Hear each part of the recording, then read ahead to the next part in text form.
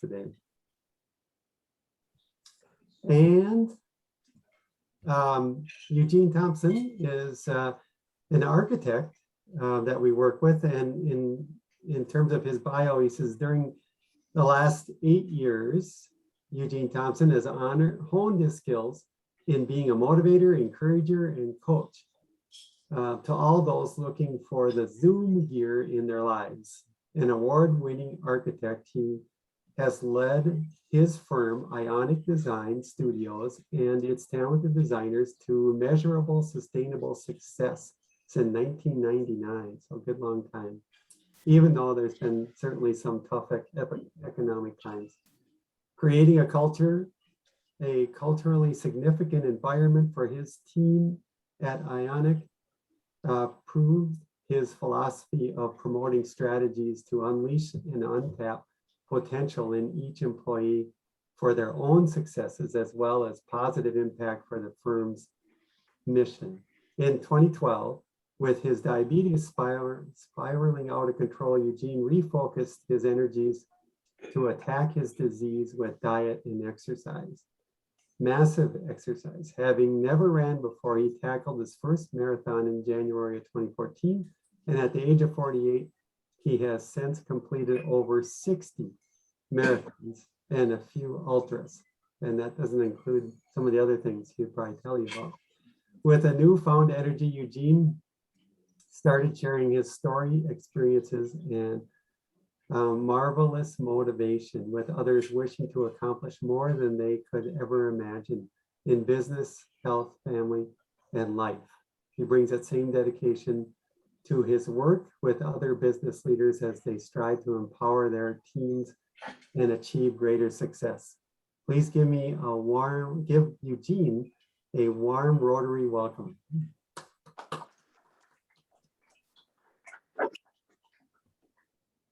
Thank you, Ed. I just want to make sure everybody can hear me. No. I can't hear. Can he turn his volume up? Hold on just a second. Let me see if I can.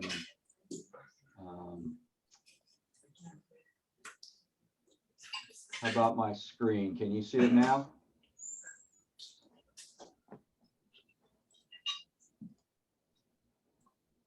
We can see it, Eugene. Does it have just the PowerPoint piece or is it everything? It's just blue. Oh, it's just blue. Everything else is on over the top of you in your video image. Ah, okay. Well, that's not really the way it's supposed to be. Let me see.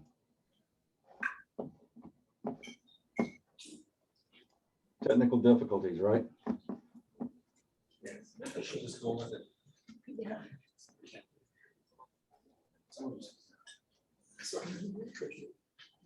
Paladins are welcome to move up, but they can't do anything with the audio. So you have to change what screen you're sharing. Yeah, that's what I'm looking to see if there's a different option here. I just had tested earlier and I thought we were good. I apologize. Can you go back to, let's see, maybe the, I don't want to slow us down on what we're doing here. Can you go back and maybe make me just a highlighted speaker in the presentation? Maybe that works better. I'll stop sharing the screen. There you go. Does that still work? Yes. All right. Can everybody hear me? A little bit. Better. Okay. I'll try to talk loud. I appreciate it. Thank you, Ed. Yeah, the wonderful world of Zoom. Sometimes it works, sometimes it doesn't quite. So I was putting together a new presentation and Ed had asked me about some of the things that make me tick, some of the things that I've tried to be able to accomplish. And as he mentioned, a few areas that have spurred me on, one being I'm a diabetic, and that kind of got me moving, literally moving, running some races and things. But even more so, I've been able to, I think a big piece of my life has been in sharing with others parts of my life and the things that have helped me to motivate so that others can be motivated as well. So I'd like to share a few of those things with you today.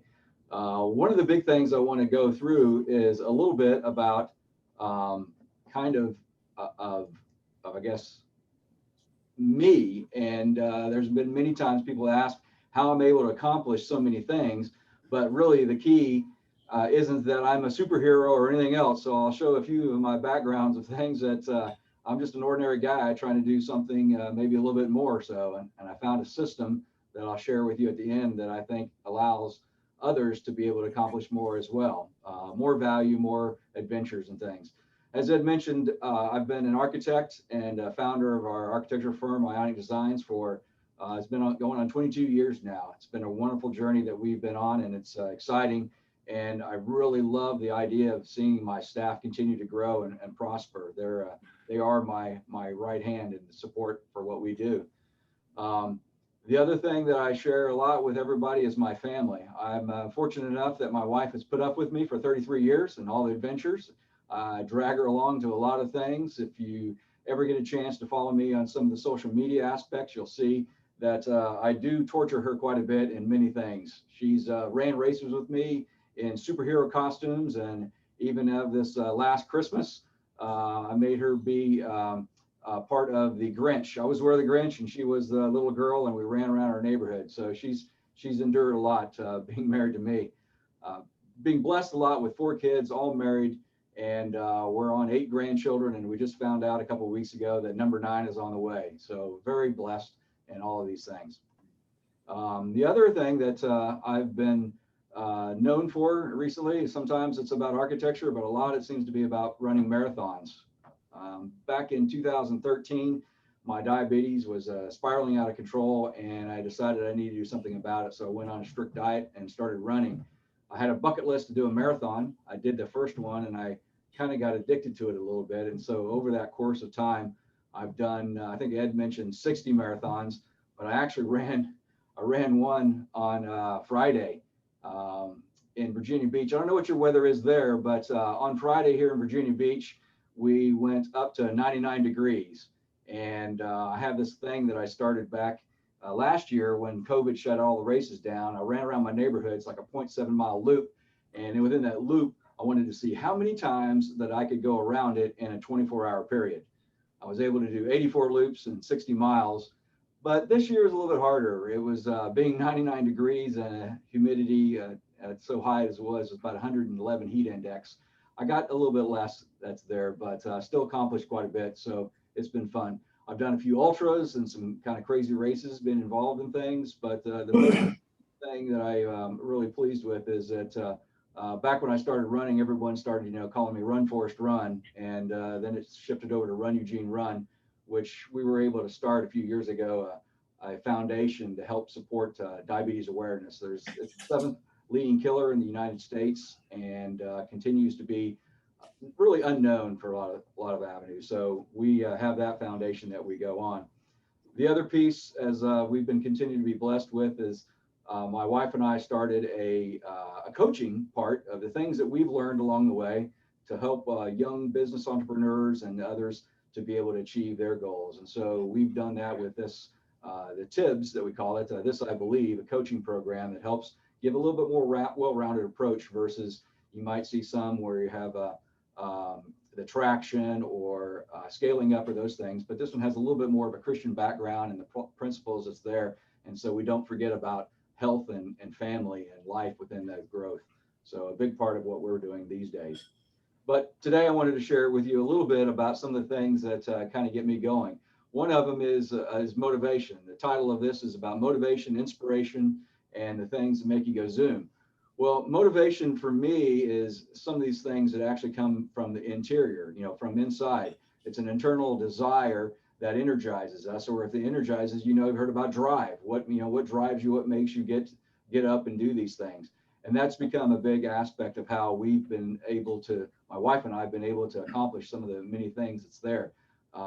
If you have that drive, that drive being this internal body of state that characterizes, motivation, what's there? What is your incentive? What are the things that make you get up and do these things? And it's got to be something within your heart. You may have some other avenues that are there that push you along, but that motivation piece is something that might make you be moved along a little bit further. And so what is that? What makes us move? What moves us? Sometimes it's love, things that you be able to do for certain things, the aspects there. It's not necessarily about running or anything. This is about business. This is about life and trying to achieve the adventures that's there. Hunger can make you do things. Anger also one. Fear is a tricky one, because fear can certainly make you do a lot of different things that's going on in your life that's there. Health is also a big aspect to be able to do things. I started running because of my health, and that was a big piece that's there. One of the things for me is that I go through is discontent. I found many times that I was discontent with where I was and that I wasn't achieving as much as I really wanted to. And so I worked back and said, what can I do to achieve these certain things in my life? What do I need to do? What do I need to accomplish? How can I be content with where I am? It's not always about building bigger and better. It's all about trying to do these other elements that are improve your life and give you some balance that's there. So the other side of it is what stops us. How many things is there? We had fear that actually made you do things, but fear can also make you stop and stop from doing things. The fear of failure. I remember when I was a kid, I had finished watching the Rocky movie, and I got out and decided to, he was running in the streets of Philadelphia. Everybody remembers that part, right? Running the streets of Philadelphia. So I was a young teenager. I thought, this is great. I got up after pumping weights, and I went outside and I ran all the way down to the post office, which is about a mile. I was really sprinting all the way down there. This is like at 9:30, 10 o'clock at night. And I get all the way down there. It's pitch dark. Everything's there. And so I was kind of motivated by that piece that was there. But then I got scared because there was this kind of spooky part of the neighborhood that I was in that I didn't realize I was running into. So I ran back as fast as I could. I didn't have any energy, but I did it. So sometimes fear drives us to those things, and also it stops us because of failure. There's a couple of books that I've read and I think are fantastic. It's one of them is called Rejection Proof. It's by Jay Jane. And his whole book is the principles of what he wanted to do to try to go about of getting rejected on purpose so that he could get over the issues that he was, the fear of all those that were coming along. And so he purposefully went to certain people and individuals and asked for things that were just outrageous. And at first time they said no, and he kind of ran off. He was scared. But then afterwards he started facing, well, why no? And it came back and forth. It's a fantastic story. So I recommend Rejection Proof, a good book to try to overcome some of those fears of setbacks and things that are there. Sometimes we have environments. I shouldn't have been able to do what I did on Friday because of the heat, and that's there. Sometimes it's cold. Sometimes within our surroundings, sometimes economic things can be a big piece that's there. Sometimes in ourselves, we doubt what we have in our own lives. And so then that becomes a struggle with what we want to do. And so it's a big push that's there. I'm not sure. Yeah, I did. This pops up. So when I was training and running, I had just got set to do a 50-mile run in our community to raise awareness for diabetes. I had finished off 12 marathons that year, and I was training for this, and I ended up helping to push a car out of an intersection. And in the midst of pushing the car out of the intersection, I snapped my Achilles and ruptured it immediately. Well, if you've ever found out, what you have to do for Achilles, if you Googled it right away while I was in the ER, it says it's going to be 12 months for full recovery. I went to the doctor. The doctor said, I can have you running in 3 months. And so literally in 3 months, I started running again. And in 6 months, I did another marathon. And I ended up doing 8 marathons that year right afterwards. So I could have been down for the count. I could have been finished, but I went ahead. And I made the doctors and everybody else that was getting ready the surgery. I asked them to take a picture. I do not remember this picture. I was pretty much loopy by that time. But again, I could have been down, but I went back in. I finished at the end of that year. I did do the 50-miler. I completed that. I also did 3 marathons in 8 days. And so I was back. I was there. And then I had a fantastic year. And then after that, I struggled with a virus called pericarditis. And so I had fluid on my heart. So I was down for the count, lost several races, but then did come back in and and struggled with what I was dealing with, but continue to bounce back. I've done probably about, I don't know, 20 marathons, 25 marathons since then. So sometimes it's those things. And at 55 years old, sometimes that is an issue to be able to overcome. So it's a challenge to do all these things. One of my friends, Dave Rendell, he's the one that actually ran with me on a 50-mile run, or excuse me, a Ring of Fire last year, and we've done some races together. And rather than being on the other side where we think of our weaknesses, one of his phrases that he says is, what makes us weird also makes us wonderful, and what makes us weak also makes us strong. I recommend Dave's book. He has a book called Pink Goldfish, and he looks at all of the things on the aspect of the other side of what we do and the things that we do. And many times we're considering weaknesses not being able to move forward. And but yet it's actually a bonus of what we can do. It's just our perspective.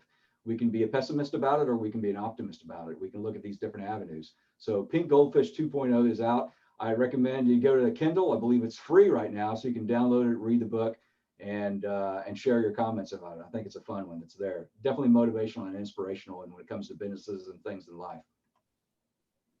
One of the other aspects is inspiration. So I believe inspiration is coming from an external outside source. It's there, you know, the process of being mentally stimulated or to do or feel something, a person or a thing that excites you. Now, does anybody else have ever been excited by somebody? You see somebody do something, or you see an event or a thing, and you want to try to participate in it as well.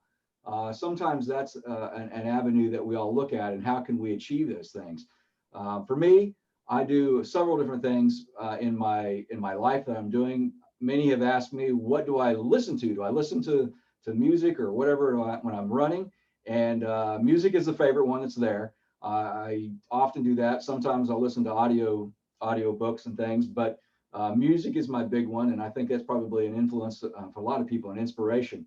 I always find it interesting when I'm running a race, a long race. Some of you old enough maybe have listened to Bon Jovi before, and that one song, Living on a Prayer. Well, Living on a Prayer has a lyric in there that says, I'm halfway there. I always hate when that part comes on if I'm at the first of a race, or more yet, if I'm at the end of a race. I'm not halfway there, I'm almost finished. So it's kind of that piece that's there. And I mentioned the Rocky movies. You know, who couldn't get all pumped up after watching the Rocky movies or things that there.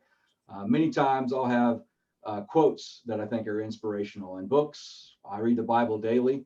That's kind of the daily read that I have, and I do that on a regular basis. And those things are inspiring to me, that influence my life. Events oftentimes are things that are able to do that. Places. It's been, I had a fortunate opportunity to go through Europe and see a lot of different architecture, a lot of different wonderful areas. And even though I was studying at a young age architecture, my wife told me as we were camped at the base of the Alps that no matter how wonderful I could ever create any architecture, I could never do as wonderful as God did with those mountains. And so sometimes that beauty around there is an inspiration itself. What I've also found is, again, I mentioned about music. So that piece of there, I have some friends that I've known that have become my coaches and mentors in my life that I've been able to do. This is the Iron Cowboy. You may have heard his story before. Iron Cowboy created 50 Ironmans and completed them in 50 days, one in each state. He started in Hawaii, then went to Washington, and then worked Alaska. Then he worked his way down to Washington, and then through all 50 states. He just finished about a month ago. He did in his home state of Utah. He completed 101 Ironmans. Swimming in the pool is what he did for his mileage part, but he did that 101 days consecutive in a row. Pretty much a huge inspiration. Another one of my good friends is Jack Daly. Jack Daly is a powerhouse speaker. He's at major events and all different speaking engagements. But he's also completed marathons, and I think he's at 97 right now. He's done a marathon in every state. He's done like 15 Ironmans. He is I think he is 68 right now, and he continues to astound me. He's continuing to do more races and preparing. Last year during 2020, he mentioned how many setups he did in the course of 2020, and it was about 58,000 setups that he was accomplished. He's just about consistency and moving forward. So another big inspiration, at least for me, on my side. So what is the next thing that's happening? You know, many things that we end up setting up in our lives is we want to see, you know, we see these things, we want to be a part of these things, but more importantly, we want to accomplish our own goals and things that's there. And it's always exciting to be able to implement these things. How many times have any of us started off on a process and we looked through and we went and said, hey, you know what, I want to do these goals, I want to do these things, but yet I can't go through with it. I can't follow through with it. You know, what do I need to do to be able to follow through with it? And that's like a business plan. What do you need to follow through with a business plan? So those are some aspects that we always do. So Zoom is really about getting things actually accomplished. You know, it's about maximizing these things that are in there. And though setting goals is a big aspect, and it's a section that I speak, you know, on a couple of events on, but understandably, setting a goal is the first thing we need to do. Setting a goal to be able to accomplish these things and doing that, and that's like another speech all in itself. But once we have those goals, once we've set our ideas, once we put them all in there, then it's a matter of getting them in place. How do we do that? How do we make those happen? How do we incorporate those ideas and things that are in there to make us accomplish these? And that's really going through like checking the box. It's about an implementation. It's many times is being able to measure what we're doing and go through these things that we're trying to accomplish and to be able to do it. And it's self-regulation. You know, it's a process that we want to be able to accomplish and do. So how do we achieve it? Well, first piece is about accountability.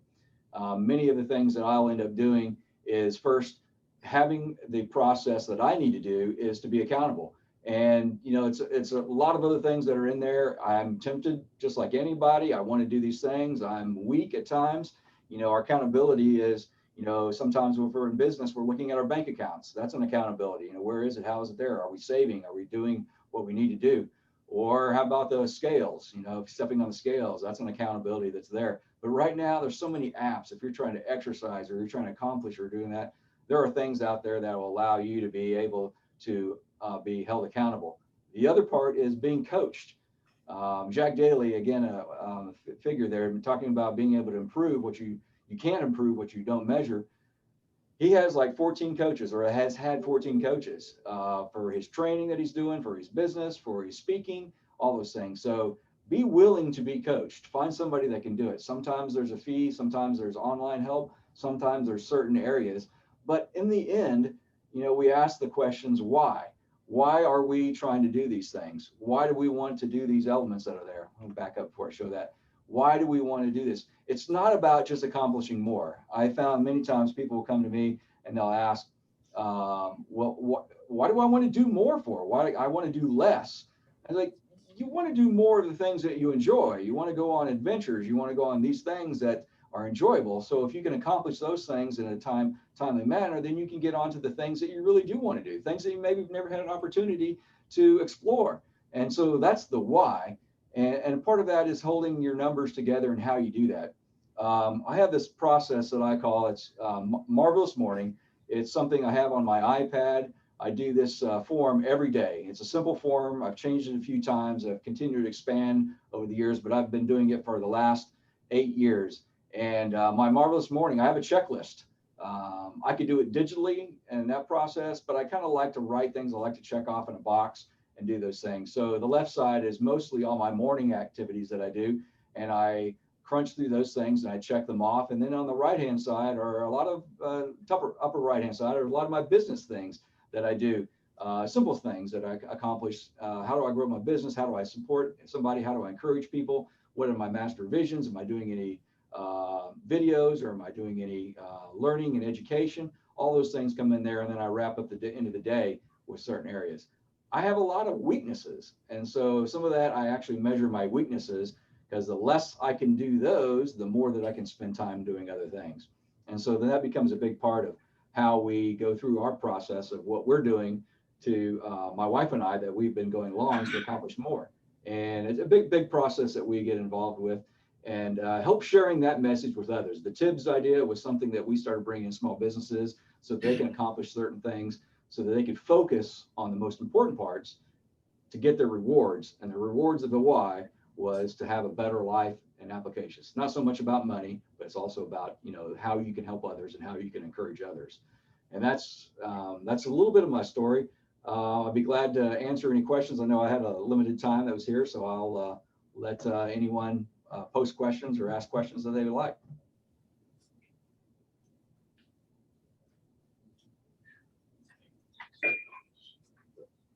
I have a question. Sure. So I ran 2 marathons Okay. and that wore me out. And I broke my body, so I'm not running anymore. But I'm just gonna say, I think you've overachieved. How can a normal human being do what you do? I'm just a normal guy. So I also joke about it. You know, I am not at the front of the race pack at all. My goal is to finish just ahead of the police escort at the end of the race. That's my goal. So, you know, a big part that's there. I entered a race one time. My kids lived in Colorado Springs, and I wanted to run a race out towards where they were. And so I found a race in Grand Junction. I didn't really know what Grand Junction was in Colorado. It had a few hills. Remember, I live in Virginia Beach. You know, the bridge going over the tunnel or the water is about the biggest hill we have around here. So I went out to Grand Junction, and I didn't pay attention to how many runners were in this. There were only like about 104 runners. And so I lined up to go to the start of the race, and I'm at the back of the group. And if you're at the back of the group and you can still see the front of the group, and the worry that I had when I saw everybody get ready to start, they all of them lined up like this, like they were getting ready to sprint. And I go, whoa, this is going to be a really long day for me. Eugene, for those of us who aren't in that community, if you will, what is an Ironman? So an Ironman is 3 events altogether. It is I think it's a 2.4 mile swim, if I'm not mistaken, 2.4 mile swim. You get out of that and you do a 112 mile bike ride. And then when you finish that, you do a marathon. And you need to accomplish it. I believe the cutoff time, there's some different times, but I believe 18 hours is the cutoff time. I have not done that. I have not decided to sink to the bottom of the ocean or anything. So I can't do that. I'll just do the running part. So yeah, so he did those. An Ironman is actually a trade name. So technically it's a triathlon. So he did triathlon. So he didn't do, and there wasn't an Ironman every day. It was he created a triathlon every day.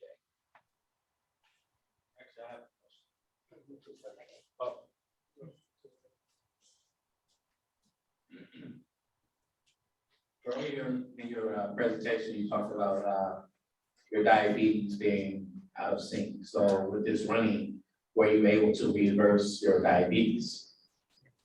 So I am, one of the things I guess I've found out is I'm naturally unusual. I had found out roughly 15 years ago, my father and mother both passed away from the effects of diabetes. My father passed away at age 52, and I was just a year into college, and my mother made it to in her early 80s before she passed away. But I knew that I was going to probably subject myself to diabetes. My brothers were starting to get it. My sister had it. And though I exercised a lot, I thought I exercised a lot, I still wasn't quite as much, sat at a desk too much. But anyway, about 15 years ago, I found out that I was having problems with my blood sugars, and they came back and said that I had type 2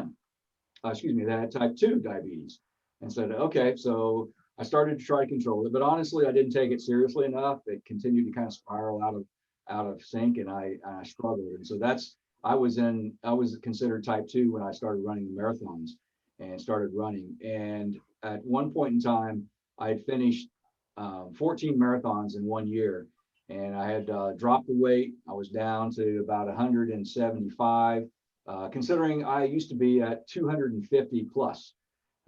So I controlled a lot. So my sugars were much better under control. But then right after that, after finishing the 50 miler, my doctor was actually there at the finish line, and she came back and mentioned to me that she needed to run some tests, make sure I was okay. And they came back and found that I had an autoimmune deficiency and changed my diabetes from type 2 to type 1. After further research and coming out, and if you know anything about diabetes, you can kind of understand a little bit that doesn't really make sense. So I have what's considered type 1.5.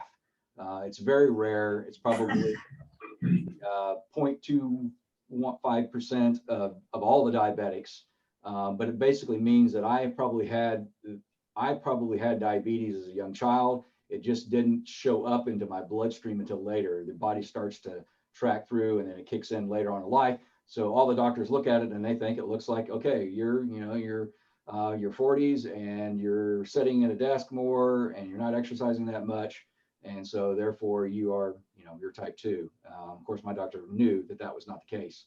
And so to answer your question, I still have to control it. I actually have a pump on right now. And I also have a meter on my waist. So I have something that I can carry around all the time that gives me how I can control my sugars where I am. So I carry my phone with me at all times and know what my sugar is and how to adjust it, and watch what I do. So it's a continuing monitor. I don't think for what I have that I'll ever be able to eliminate it altogether and live, a kind of I'll say a normal lifestyle. I'd have to be very dramatically changed to be able to do without insulin.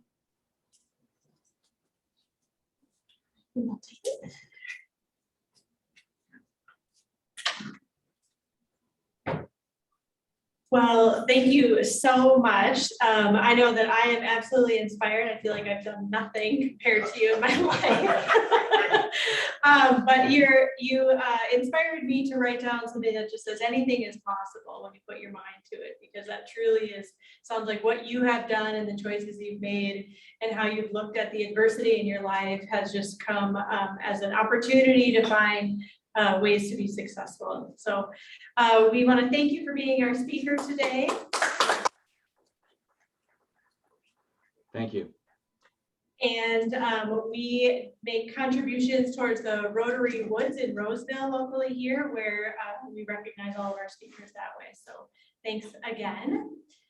And then Ed, we're having just a little bit of trouble with your audio, so I'm going to go ahead and announce next week's speaker, which happens to be our own Deb Nygaard, who is going to share with us Rotary's effect and period poverty and the Days for Girls service projects, which she is heading across the globe. So we're really excited to hear about those efforts and how the club is supporting her in that.